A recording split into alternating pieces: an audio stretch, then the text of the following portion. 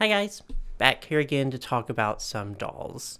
If you happen to be new here, this is my channel where I talk all about fashion dolls and occasionally other things that interest me, but mainly fashion dolls.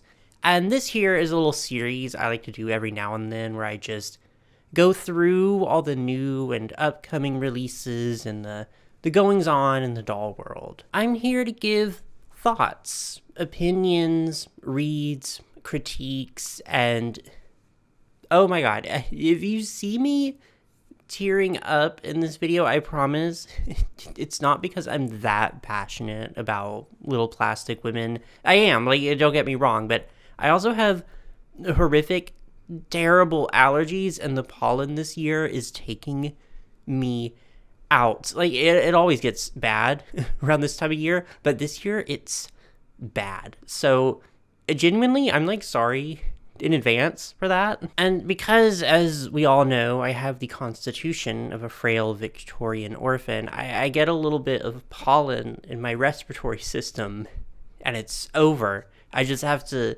languish about the house as my physical state declines into nothing. That's my big rambling life update for you all. I'm suffering. I'm dying. Let's talk about some dolls now. Actually, very important announcement. The day of me recording this, March 6th, is Cinema Roll's birthday, which is an extremely important day in my household. So I dedicate this video to him.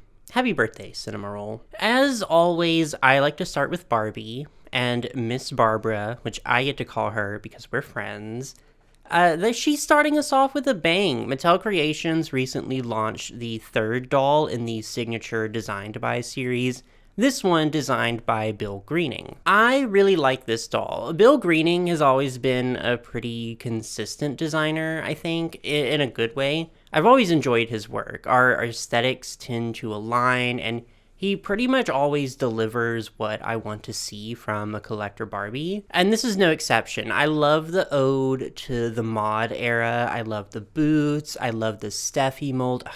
I love the Steffi mold, especially with that beautiful, vibrant face. I love the gorgeous, fluffy, luxurious fur coat, the colors.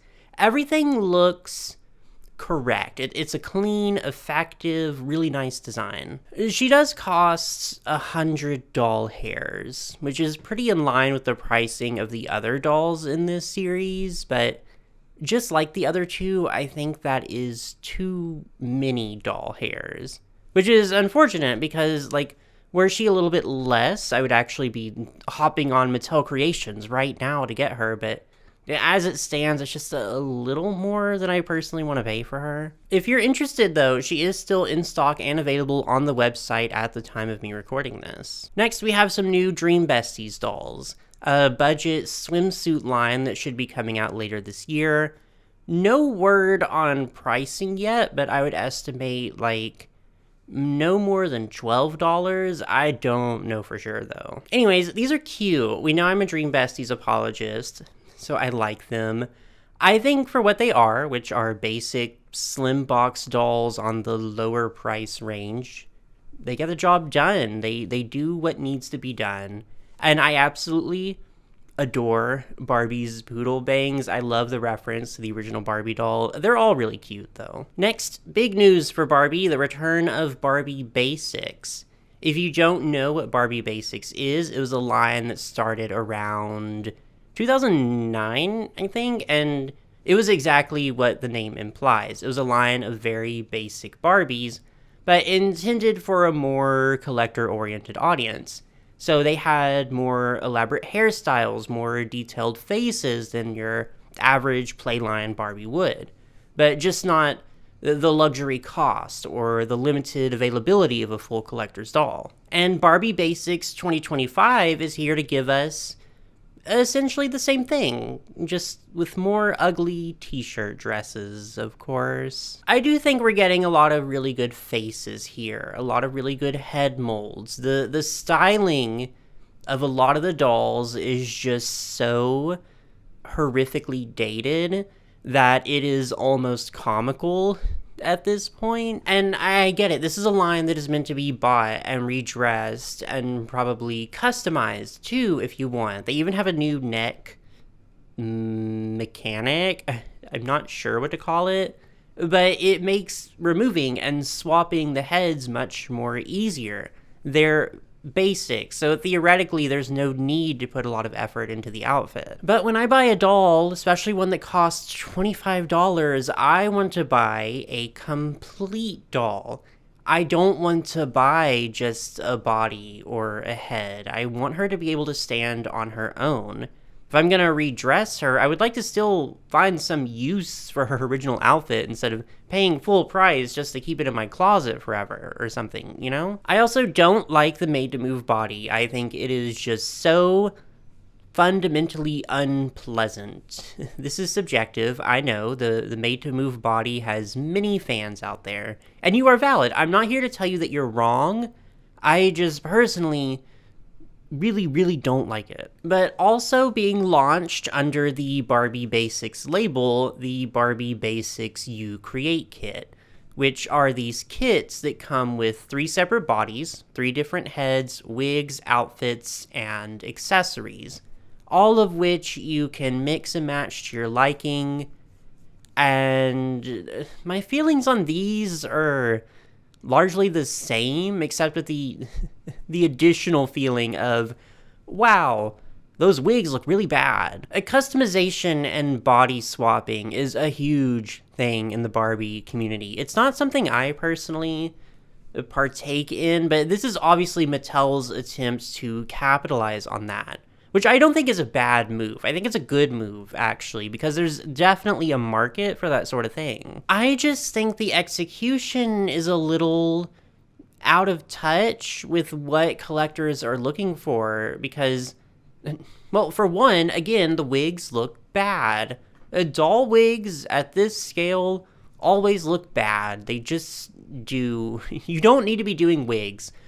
2, the fashions are outdated and not well designed, and you can argue once more that the fashions aren't really the point, but if that was the case, why include them at all, right? Oh, by the way, these sets cost 100 doll hairs, so that's 33.33 doll hairs per full doll you can create with this set, which is almost 10 full doll hairs more than in regular Barbie Basics doll, which is heinously overpriced, and I'm not paying 100 doll hairs for, what, the experience? No, absolutely not. I also love that the description says a wide range of accessories. The wide range being 1 pair of sunglasses, 1 pair of earrings, and 1 single necklace. Like, okay. The faces do look good, though. Some of them. I like some of the face molds included, and honestly, they look so much better bald than they do with those awful wigs. Alright, next, a couple of things from Disney. First, a set of collector dolls for the new live-action Snow White movie from Mattel. 1 for Snow White and 1 for the Evil Queen. $75 each, both available on Amazon and Mattel Creations. It's difficult to say how I feel about these because I'm not super excited for this movie for a myriad of reasons, but this video isn't really about that. Like, for The Little Mermaid, I was front row. I was there. I was so excited because even if, like, I'm really burned out on live-action Disney stuff, Ariel is my girl. That is my ride or die, my lifelong bestie. Snow White is like the friend from high school that I only talk to now when I awkwardly run into her at Walmart. So the movie, the dolls, they aren't for me. I am not their audience. I understand that. I'm not a Snow White girly. I can't judge her from the lens of a Snow White girly, but I do think the doll looks good. I think Mattel did a really good job of capturing Rachel's likeness without it being too realistic, like unsettling, but Mattel usually always does a really good job on that. The faces they did for Hallie in The Little Mermaid were really good too. And the dress looks really well made. My issues with the design are things that I have issues with in the movie design, so it's not really Mattel's fault. Like, her hairstyle, for one, I'm not very fond of it, but it's accurate to the movie. So the quality and the execution and everything look good. I hope the Snow White girlies like her. Now, Evil Queen, she also cost $75, which I feel was like a big misstep because her design is substantially less complex than Snow White's, and her execution feels a lot more playline too, especially with that big plastic chunk on her chest. She's also wearing like transparent jelly Mary Janes. Also, why are they so long? They're like twice the length of her feet. Next, also from Mattel, the 10th anniversary Disney Descendants dolls of Mal and Evie.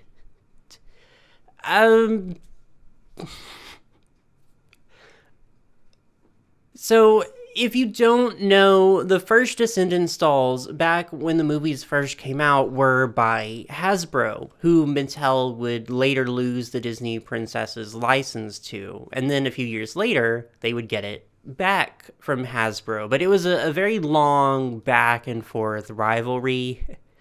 And I'm just wondering, like, is this revenge? Is Mattel doing this out of spite? I just don't understand, because the Descendants dolls Mattel did for Rise of Red, Descendants 4, look good. They look really good. And then these, let's just say that if I was Sophia Carson or Dove Cameron, I would be suing Mattel for damages and emotional distress. I think Hasbro had the right idea of making the Descendants dolls more cartoony and stylized, because they were still recognizable as the characters they were meant to be, but there's also some leeway, and they didn't look like this.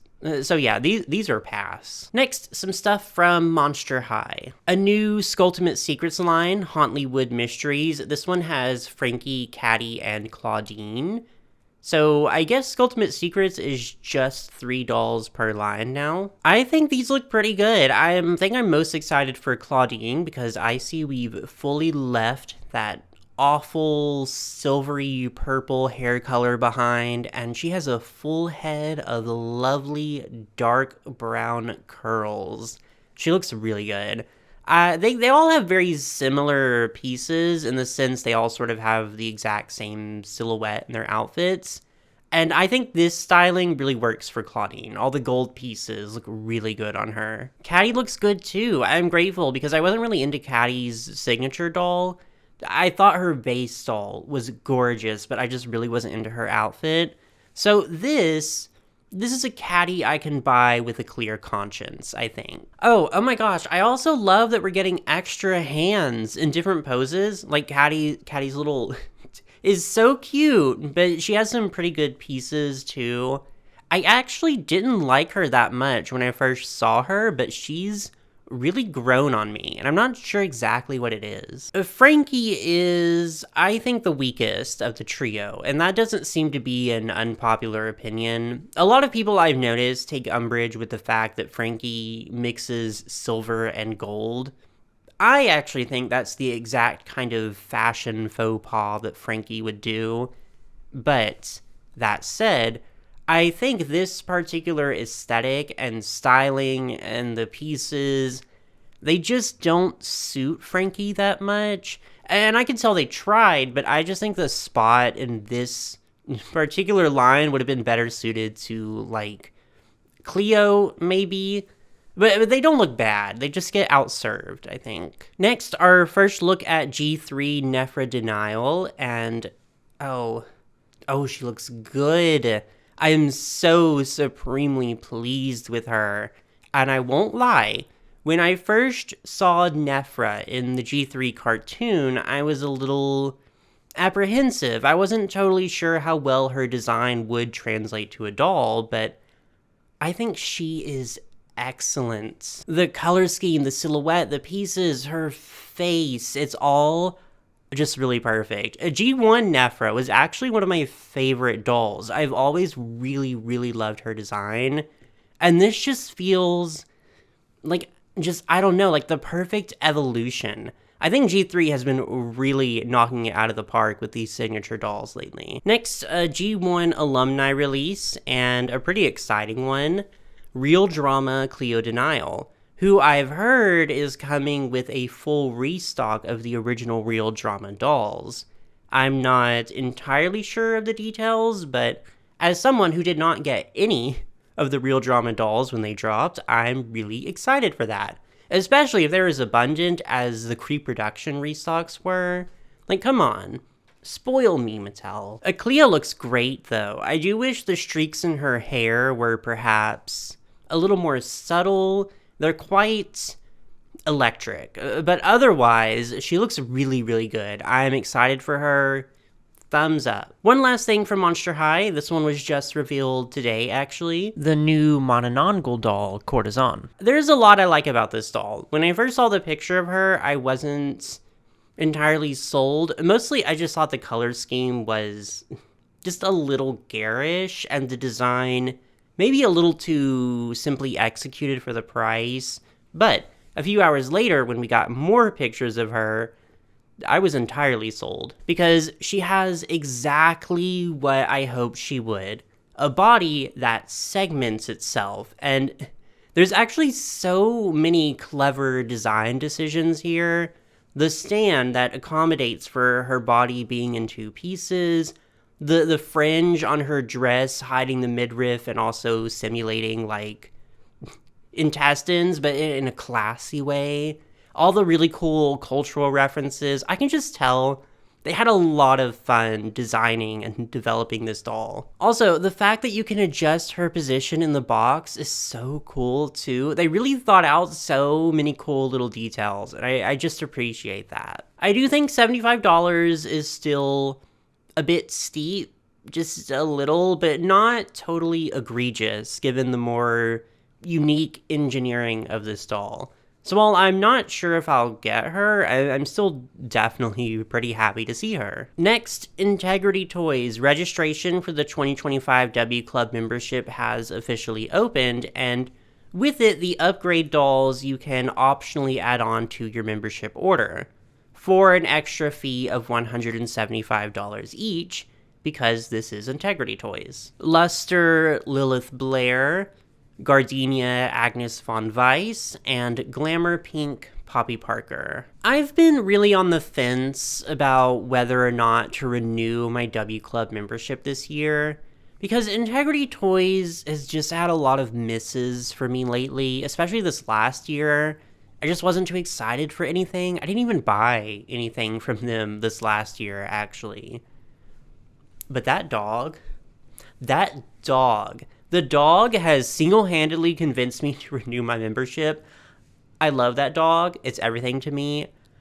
More of this, Integrity Toys. More of whatever that thing is, please. All right, and last for our doll-related news, on March 5th, yesterday, as of me recording this, Bratz officially restocked the highly sought-after Katie Heron doll from the Mean Girls collaboration, which promptly sold out in around 3 minutes, mostly to bots and resellers, it would seem, leaving the community once again angry and frustrated. Really, at this point, all you can do is laugh.